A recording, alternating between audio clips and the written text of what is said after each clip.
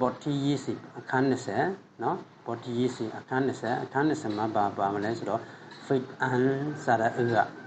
food and sara food and sara ဟုတ်ပြီနော်သင်ခန်းစာလေးကိုစာလိုက်ကြအောင်ဒီသင်ခန်းစာလေးမှာကကြတော့ကူကောကူကူခေါကူဖောဖူချောချူစောဆူထောထူ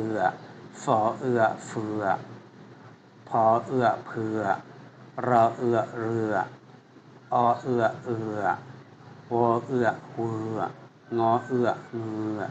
လောလူချောချီ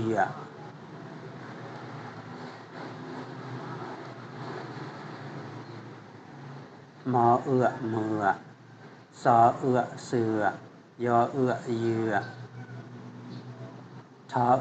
ထူဖောဖူဘောဘူတောတူဒေါဒူတောတူကြောကျူနောလူပေါ်ပူโอเคဒါဆိုလို့ရှိရင်ဒီသင်ခန်းစာလေးကဒီမှာပဲပြီးဆုံးမယ်โอเคတစ်ခုထပ်ပြောချင်တာတော့ဒီထဲမှာပါတဲ့ဒီသင်ခန်းစာထဲမှာပါတဲ့ B တွေဖြန့်ချင်တာတွေအားလုံးကလူအပ်မှတ်ထင်လို့ထည့်ထားပြီးနော်ကလေးတွေနောက်သင်ခန်းစာလေးတွေမှာနောက်စာအုပ်တွေမှာတွေ့လို့ရှိရင်ဖတ်လို့ရအောင်နော်တကယ်ဆိုလို့ရှိရင်တချို့သောစာအုပ်တွေတော်တော်များများကတော့ဒီတူညီတဲ့စာလုံးတွေသူအတန်တူတဲ့စကားလုံးလေးတွေကိုသူတို့မထည့်ထားပေးကြဘူးနော်ဒီမှာကျတော့အတန်တူတဲ့စကားလုံးတွေအားလုံးပါထည့်ထားပေးတယ်နော် Okay see you next video bye bye thank you have a nice day